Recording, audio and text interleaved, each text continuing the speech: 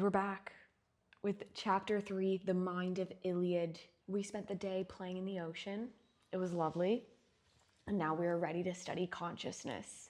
We played, and now we're ready to study. Play and study, play and study. That's all we do. It's the best way to live life, is just playing and studying. Playing and studying. Playing and learning. Keeping the mind sharp. Exercising your body, exercising your mind. Okay, let's get into it. We've changed locations because this is better for my posture. And my mom is not with us because she's in Sao Paulo. I shipped her off to a different city. Chapter 3, The Mind of Iliad. There is an awkward moment at the top of the Ferris wheel when, having come up from the inside curvature where we are facing into a firm structure of confident girders, suddenly that structure disappears and we are thrust out into the sky for the outward curve down. Such perhaps is the present moment. For all the scientific alternatives we faced into in the introduction, including my own prejudgments about the matter, all assured us that consciousness was evolved by natural selection back somewhere in mammalian evolution or before. We felt assured that at least some animals were conscious, assured that consciousness was related in some important way to the evolution of the brain and probably its cortex, assured certainly that early man was conscious as he was learning language. These assurances have now disappeared and we seem thrust out into the sky of a very new problem. If our impressionistic development of a theory of consciousness in the last chapter is even pointing in the right direction, if it's pointing in the right direction, then consciousness can only have arisen in the human species, and that development must have come after the development of language. Now, if human evolution were a simple continuity, our procedure at this point would normally be to study the evolution of language, dating it as best we could. We would then try to trace out human mentality thereafter until we reached the goal of our inquiry, where we could claim by some criterion or other that here at last is the place and the date of the origin and beginning of consciousness. But human evolution is not a simple continuity. Into human history around 3000 BC comes a curious and very remarkable practice. It is a transmutation of speech into little marks on stone or clay or papyrus, so that speech can be seen rather than just heard, and seen by anybody, not just those within earshot at the time. So before pursuing the program of the preceding paragraph, we should first try to date the origin of consciousness either before or after the invention of such seen speech by examining its earliest examples. Our present question then is, what is the mentality of the earliest writings of mankind? As soon as we go back to the first written records of man to seek evidence for the presence or absence of a subjective conscious mind, we are immediately beset with innumerable technical problems. The most profound is that of translating writings that may have issued from a mentality utterly different from our own. And this is particularly problematic in the very first human writings. These are in hieroglyphics, hieratic, and cuneiform. Definition: define cuneiform. C-U-N-E-I-F-O-R-M.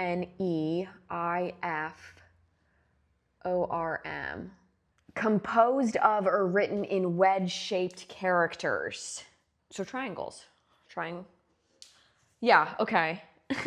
Triangles and circles and cubes and stuff. All, interestingly enough, beginning about 3000 BC. None of these is entirely understood. When the subjects are concrete, there is little difficulty.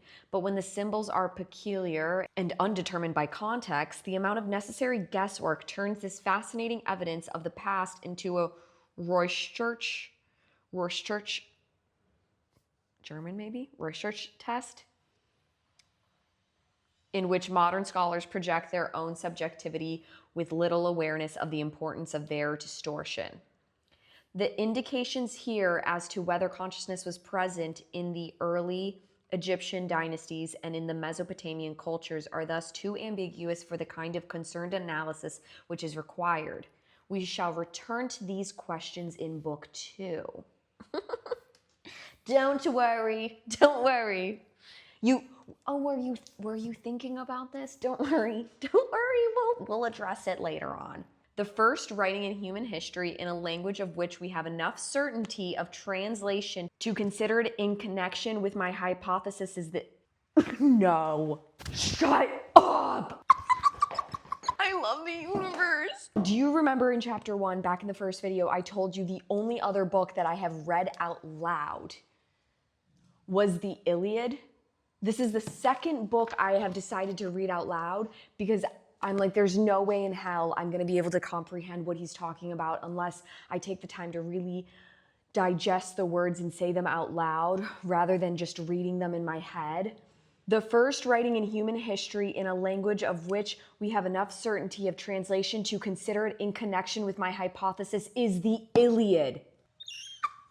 Are you kidding me? Oh my God. Oh my God. Oh my fucking God. I swear to God, something magical happens every single day of my life because I wake up every morning and I tell myself something magical is gonna happen. And every day without fail, something absolutely magical happens and I feel like the universe is just always saying hello. Oh my God, it all connects. Everything in life connects. Modern scholarship regards this revenge story of blood, sweat, and tears to have been developed by a tradition of bards or aoidoi, I don't know, between about 1230 BC, when, according to inferences from some recently found Hittite tablets, the events of the epic occurred and about 900 or 850 BC, when it came to be written down. I propose here to regard the poem as a psychological document of immense importance. I always forget that the Iliad is technically a poem. Document is a poem. It's a poem. It's a poem. And the question we are to put to it is, what is mind in the Iliad? The language of the Iliad. The answer is disturbingly interesting. There is in general no consciousness in the Iliad. I am saying in general because I shall mention some exceptions later. And in general, therefore, no words for consciousness or mental acts. The words in the Iliad that in a later age come to mean mental things have different meanings, all of them more concrete. The word psyche, which later means soul or conscious mind, is in most instances life substances, such as blood or breath. A dying warrior bleeds out his psyche onto the ground and breathes it out in his last gasp. The thumos, which later comes to mean something like emotional soul, is simply motion or agitation. When a man stops moving, the thumos leaves his limbs. The thumos can tell a man to eat, drink, or fight, but it is also somehow like an organ itself, for when Glaucus prays to Apollo to alleviate his pain and to give him strength to help his friend Sarpedon, Apollo hears his prayer and casts strength in his thumos. The thumos can tell a man to eat, drink, or fight. Diomed, oh my God, fucking Iliad. I was not prepared to read Iliad names. Excuse me and forgive me for butchering every single name I'm about to pronounce in the next few sentences. Diomed says in one place that Achilles will fight when the thumos in their chest tells him to and a god rouses him. But it is not really an organ and not always localized. A raging ocean has thumos. A word of somewhat similar use is phren, which is also localized anatomically as the midriff or sensations in the midriff and is usually used in the plural. It is the friends of Hector that recognize that his brother is not near him. This means what we mean by catching one's breath in surprise. It is only centuries later that it comes to mean mind or heart in its figurative sense. Perhaps most important is the word nous, which spelled as nous in later Greek. Okay, so maybe it's pronounced nous, N-O-O-S. Nous in later Greek comes to mean conscious mind. It comes from the word neon, to see. I don't know Greek.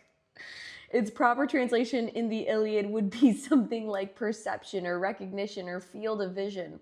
Zeus holds Odysseus in his nous. He keeps watch over him. Another important word, which perhaps comes from the doubling of the word meros, is memera, meaning in two parts. This was made into a verb by adding the ending izu. The common suffix which can turn a noun into a verb, the resulting word mesmerizine, to put into two parts about something. Modern translators, for the sake of the supposed literary quality in their work, often use modern terms and subjective categories which are not true to the original. Mesmerizine is thus wrongly translated as to ponder, to think, to be divided of mind, to be of divided mind, to be troubled about, to try to decide. But essentially it means to be in conflict about two actions, not two thoughts. It is always behavioristic. It is said several times of Zeus, as well as of others. The conflict is often said to go on in the thumos, or sometimes in the phrenes, but never in the nous. The I cannot doubt or be in conflict as the soon-to-be invented conscious mind will able to. Soon-to-be invented conscious mind. These words are in general, and with certain exceptions, the closest that anyone, authors or characters or gods, usually get to having conscious minds or thoughts. We shall be entering the meaning of these words more carefully in a later chapter. There is also no concept of will or word for it, the concept developing curiously late in Greek thought. Indeed, the whole problem of volition, so troubling, I think, to modern psychological theory, may have had its difficulties because the words for such phenomena were invented so late. A similar absence from Iliadic language is a word for body in our sense. The word soma, which in the 5th century BC comes to mean body, is always in plural in Homer and means dead limbs or a corpse. It is the opposite of psyche. Ooh! There are several words which are used for various parts of the body, and in Homer it is always these parts that are referred to and never the body as a whole. So, not surprisingly, the early Greek art of Mycenae, ancient city in southern Greece in the northeastern part of the Peloponnese. Mycenae. The early Greek art of Mycenae and its period shows man as an assembly of strangely articulated limbs, the joints underdrawn and the torso almost separated from the hips. It is graphically what we find again and again in Homer, who speaks of hands, lower arms, upper arms, feet, calves, and thighs as being fleet, sinewy, in speedy motion, etc., with no mention of the body as a whole. Now, this is all very peculiar. If there is no subjective consciousness, no mind, soul, or will in Iliadic men, what then initiates behavior? Iliadic men, I don't know if Iliadic is the correct way to pronounce that, but I'm going to assume it is based on Iliad. I don't know. The religion of the early Greeks. There's an old and general idea that there was no true religion in Greece before the 4th century BC, and that the gods in the Homeric poems are merely a gay invention of poets, as it has been put by noted scholars. The reason for this erroneous, how do I pronounce that?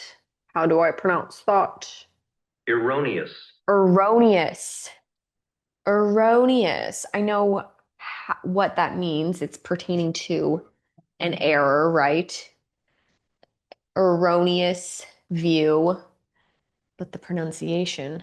The reason for this erroneous view is that religion is being thought of as a system of ethics, as a kind of bowing down to external gods in an effort to behave virtuously. And indeed, in this sense, the scholars are right. But to say that the gods in the Iliad are merely the inventions of the authors of the epic is to completely misread what is going on. The characters of the Iliad do not sit down and think out what to do. They have no conscious minds, as we say we have, and certainly no introspections. It is impossible for us, with our subjectivity, to appreciate what it was like when Agamemnon, king of men, robs Achilles of his mistress. It is a god that grasps Achilles by his yellow jacket and warns him not to strike Agamemnon. Agamemnon. It is a god who then rises out of the gray sea and consoles him in his tears of wrath on the beach by his black ships, a god who whispers low to Helen to sweep her heart with homesick longing, a god who tells Glaucus,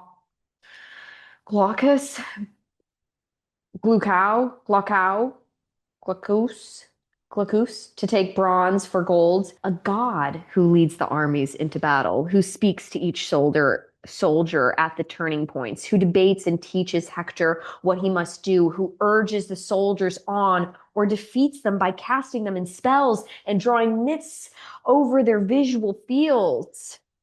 It is the gods who start quarrels among men that really cause the war and then plan its strategy. It is one god who makes Achilles promise not to go into battle, another who urges him to go, and another who then clothes him in a golden fire reaching up to heaven and screams through his throat access to bloodied trench at the Trojans, rousing them ungovernable panic. In fact, the gods take the place of consciousness.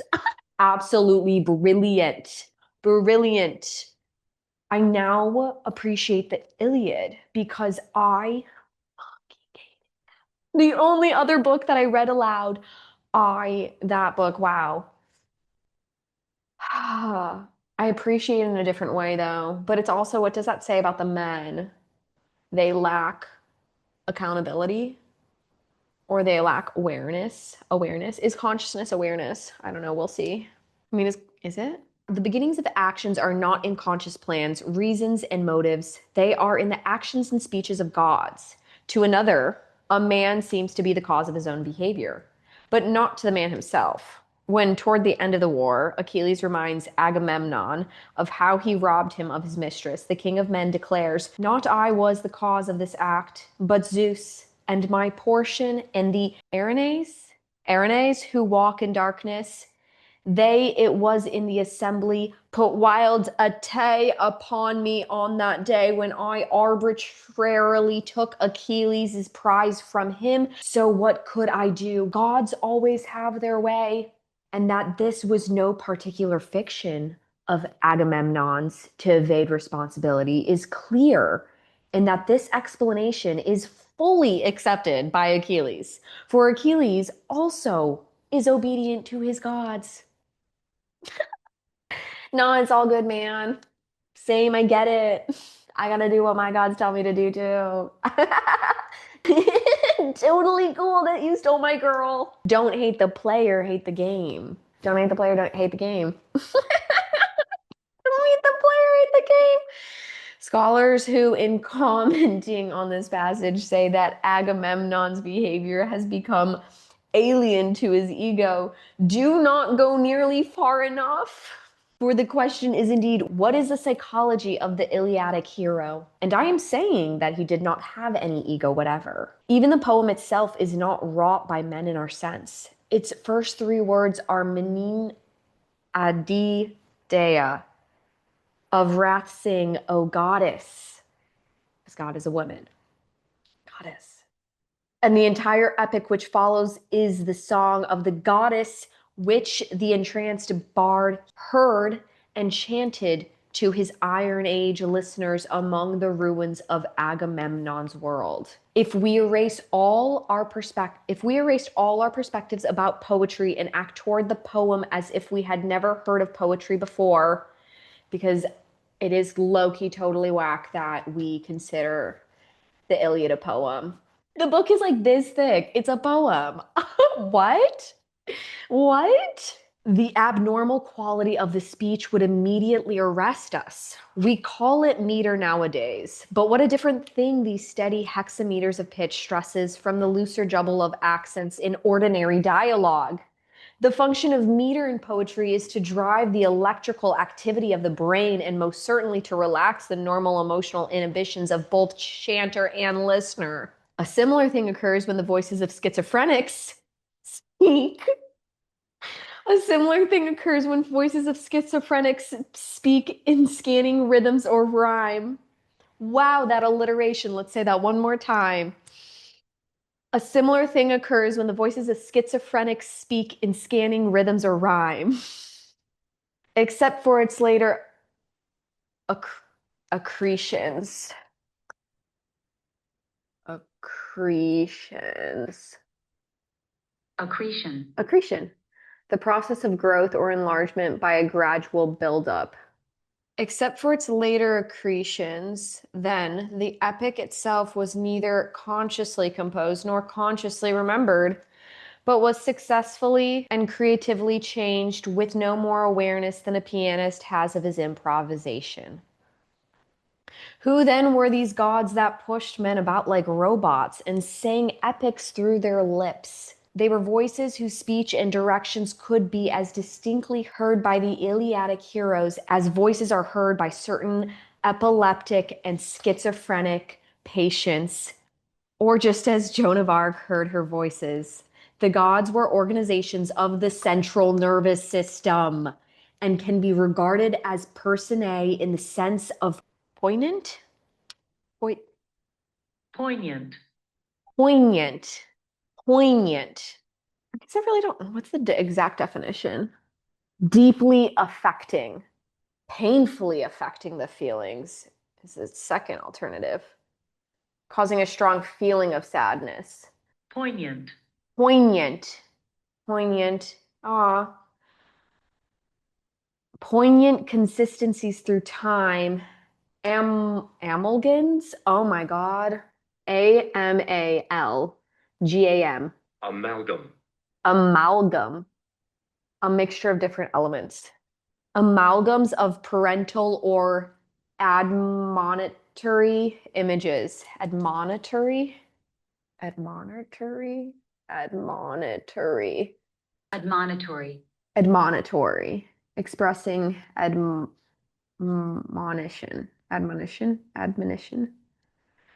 Warning. Admonitory. Warning images. Okay. Or admonitory images. The God is a part of the man, and quite consistent with this conception is the fact that the gods never step outside of natural laws. Greek gods cannot create anything out of nothing, unlike the Hebrew God of Genesis. In the relationship between the god and the hero in the dialectic, there are the same courtesies, emotions, persuasions as might occur between two people. The Greek god never steps forth in thunder, never begets awe or fear in the hero, and is as far from the outrageously pompous god of Job as it is possible to be. He simply leads, advises, and orders, nor does the god occasion humility or even love and little gratitude. Indeed, I suggest that the god-hero relationship was, by being its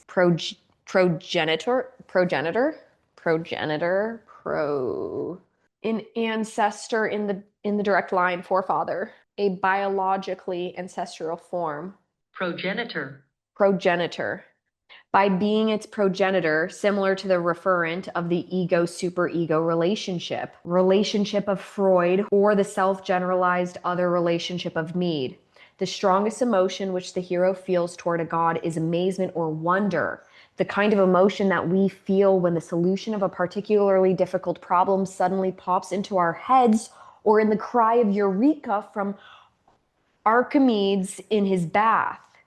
The gods are what we now call hallucinations. Usually they are only seen and heard by the particular heroes they are speaking to. Sometimes they come in mists or out of the gray sea or a river or the sky, suggesting visual auras preceding them, but at other times they simply occur. Usually they come as themselves, commonly as mere voices, but sometimes as other people closely related to the hero. Apollo's relation to Hector is particularly interesting in this regard. In Book 16, Apollo comes to Hector as his maternal uncle, then in Book 17 as one of his allied leaders, and then later in the same book as his dearest friend from abroad. The denome?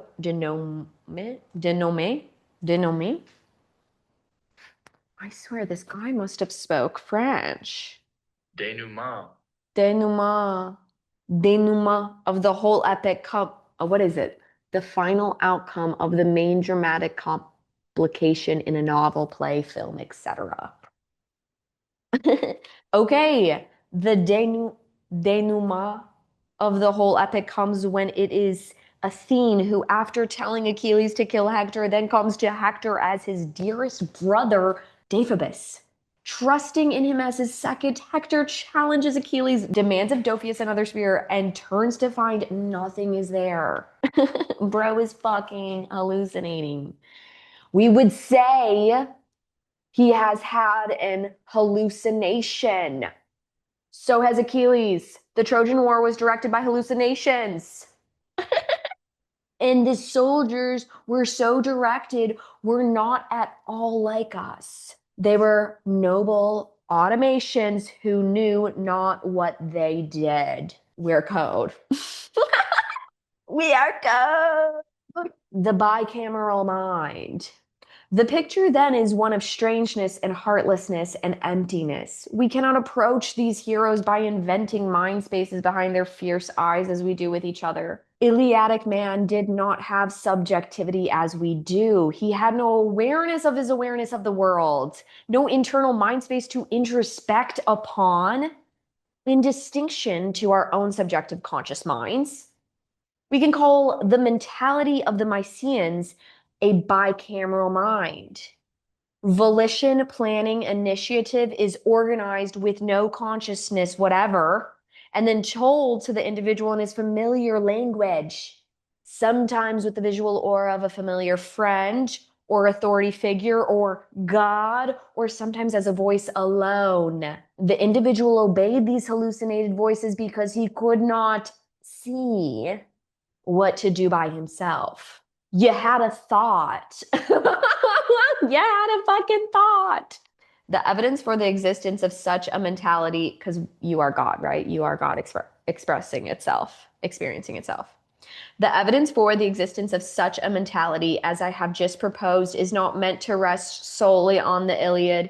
Is rather that the Iliad suggests the hypothesis that in later chapters I shall attempt to prove or refute by examining the remains of other civilizations of antiquity. Nevertheless, it would be persuasive at this time to bring up certain objections to the proceeding, which will help clarify some of the issues before going on. Objection. It is not true that some scholars have considered the poem to be entirely the invention of one man, Homer, with no historical basis whatever, even doubting whether Troy ever existed at all in spite of Schielmann's famous discoveries in the 19th century. Reply. This doubt has recently been put to rest by the discovery of Hittite tablets dating from 1300 BC, which clearly refer to the land of the Archaeans and their king Agamemnon. The catalog of Greek places that send ships to Troy in Book 2 corresponds remarkably closely to the pattern of the settlement which archaeology has discovered. The treasures of Mycenae, once thought to be the fairy tales in the imaginations of a poet. Mycenae. The treasures of Mycenae, once thought to be fairy tales in the imagination of a poet, have been dug out of the silted ruins of the city. Other details mentioned in the Iliad, the manners of burial, the kinds of armor, such as the precisely described boar's tusk helmet, have been unearthed in sites relevant to the poem. There is thus no question of its historical substrate. The Iliad is not imaginative creative literature and hence not a matter for literary discussion. It is history webbed into the Mycenaean Aegean to be examined by psychohistorical scientists. The problem of single or multiple authorship of this poem has been endlessly debated by classical scholars for at least a century, but this establishment of an historical basis, even of artifacts mentioned in the poem, must indicate that there were many intermediaries who verbally transmitted whatever happened in the 13th century to succeeding ages. It is thus more plausible to think of the creation of the poem as part of this verbal transmission than as the work of a single man named Homer in the 9th century BC. Homer, if he existed, may simply have been the first Aedois to be transcribed. Objection. Even if this is so, what basis is there to suppose that an epic poem whose earliest manuscript that we know of is a recension from Alexandrian scholars of the 4th or 3rd century BC, which obviously must have existed in many forms and as we read it today was put together out of them, how can a poem of this sort be regarded as indicative of what the actual Mycenaeans of the 13th century were like? Reply. This very serious objection is made even stronger by certain discrepancies between the descriptions in the poem and plausibility. The disappointing mounds of grassy rubble identified today by archaeologists as the city of Priam cover but a few acres, while the Iliad counts its defenders at 50,000 men. Even the trivial is sometimes moved up by hyperbole into impossibility. The shield of Ajax, if it were made of 7 ox hides and a layer of metal, would have weighed almost 300 pounds. History has definitely been altered. The siege lasts 10 years, an absolute impossible duration given the problems of supply on both sides. There are 2 general periods during which such alterations of the original history could have occurred.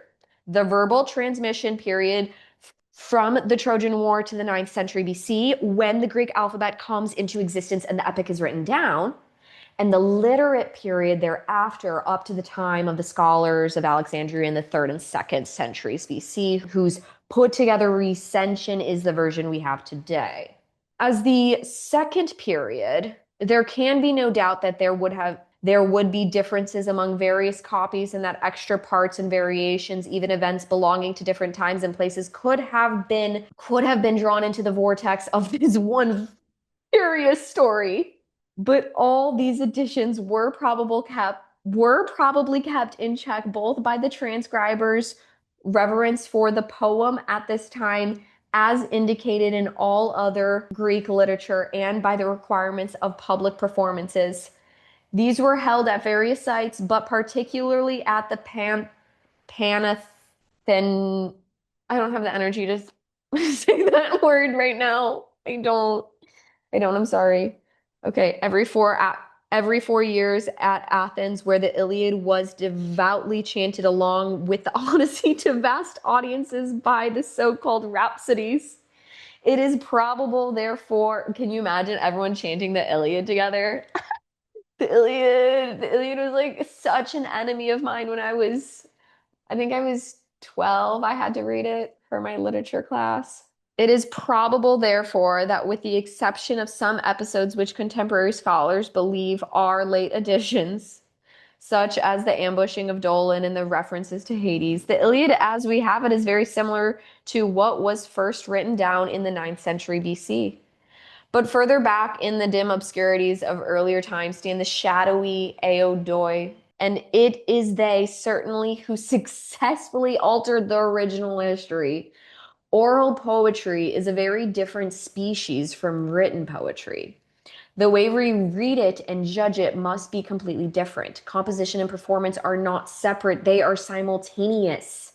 And each new composing of the Iliad down the swift generations was on the basis of the auditory memory and traditional bardic formulae, each eidois with set phrases of varying lengths, filling out the unremembered hexameters, and with set turns of plot filling out unremembered action. And this was over the 3 or 4 centuries following the actual war. The Iliad, then, is not so much a reflection of the social life of Troy as it is several stages of social development from the time up to the literate period. Treated as a sociological document, the objection is sustained.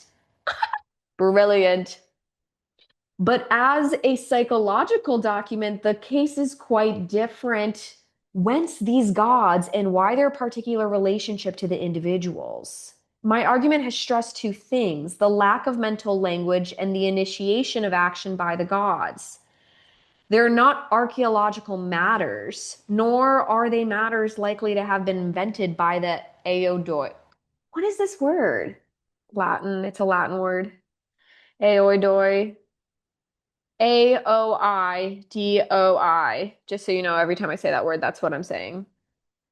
And any theory about them has to be a psychological theory about man himself. The only other alternative is the following. Objection. Are we not making a great deal out of what might be merely literary style? That the gods are mere poetic devices of the added Aoidoi to make the action vivid, devices which may indeed go back to the earliest bards of Mycenae? Reply. This is the well-known problem of the gods and their overdetermination of the action. The gods seem to be quite unnecessary. Why are they there? And the common solution is as above, that they are a poetic device. The divine machinery duplicates natural conscious causation simply to present them in concrete pictorial form, because the Aedoi were without the refinements of language to express psychological matters. Not only is there no reason to believe that the Aoidoi had any conscious psychology they were trying to express, such as notion is quite foreign to the whole texture of the poem. The Iliad is about action. It is full of action, constant action. It really is about Achilles' acts and their consequences, not about his mind. And as for the gods, the Iliadic authors and the Iliadic characters all agree in the acceptance of this divinely managed world. To say the gods are an artistic apparatus is the same kind of thing as to say that Joan of Arc told the Inquisition about her voices merely to make it all vivid to those who were about to condemn her. It is not that the vague general ideas of psychological causation appear first, and then the poet gives the concrete pictorial form by inventing gods. It is, as I shall show later in this essay, just the other way around. And when it is suggested that the inward feelings of power or inward monitions, it looks like monitor, warning, caution. Monition. Or inward monitions or losses of judgment are the germs out of which the divine machinery developed. I return that the truth is just the reverse, that the presence of voices which had to be obeyed were the absolute prerequisite to the conscious stage of mind in which it is the self that is responsible and can debate within itself, can order and direct, and that the creation of such a self is the product of culture. In a sense, we have become our own gods. Objection. If the bicameral mind existed, one might expect utter chaos with everybody following his own private hallucinations. The only plausible way in which there could be a bicameral civilization would be that of a rigid hierarchy, with lesser men hallucinating the voices of authorities over them, and those authorities hallucinating yet higher ones, and so on to the kings and their pure hallucinating gods. Yet the Iliad does not present any such picture with its concentration on the heroic individual. Reply. This is a very telling objection that puzzled me for a long time, particularly as I studied the history of other bicameral civilizations in which there was not the freedom for individual action that there was in the social world of the Iliad. The missing pieces in the puzzle turn out to be the well-known linear B tablets from Knossos, Mycenae, and Pylos. They were written directly in what I am calling the bicameral period.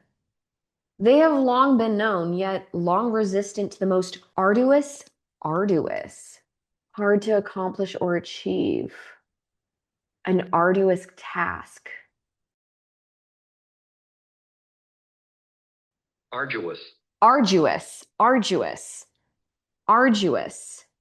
yet long resistant to the most arduous labors of cryptographers.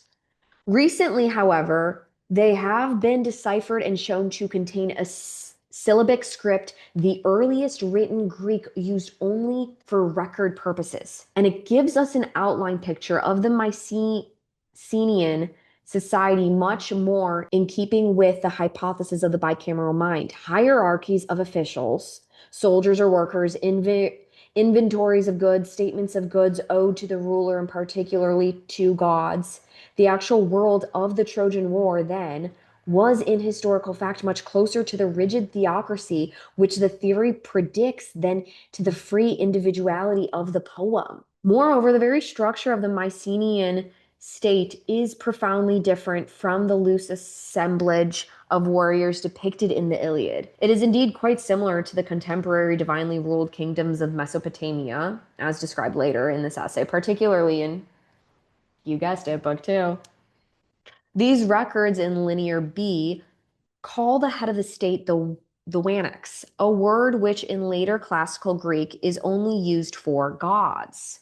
Similarly, the records call the land occupied by his state as his temonos, a word which later is used only for land sacred to the gods. The later Greek word for king is basileus, but the term in these tablets denotes a much less important person. He is more or less the first servant of the Wanax, just as in Mesopotamia, the human ruler was really the steward of the lands owned by the god he heard in hallucination, as we shall see in, you guessed it, Book 2.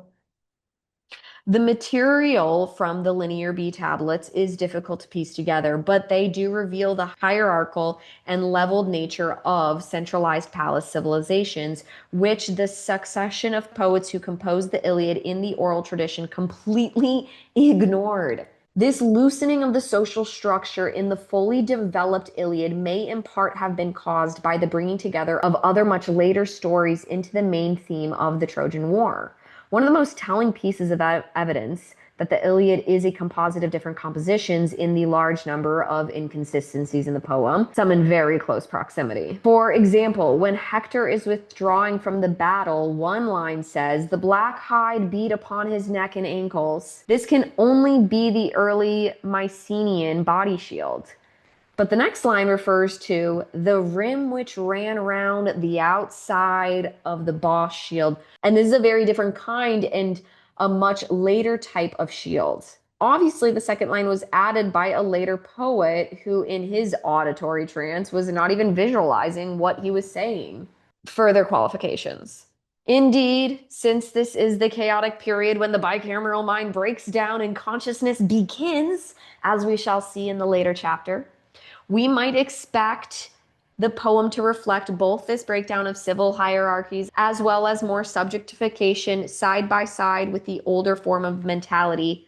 As it is, I have in the previous pages omitted certain discrepancies to the theory which I regard as such incursions. These outcroppings of something close to subjective consciousness occur in parts of the Iliad regarded by scholars as later additions to the core poem. Book 9, for example, which was written and added to the poem only after the great migration of the Achaeans into Asia Minor, contains references to human deception unlike any in the other books.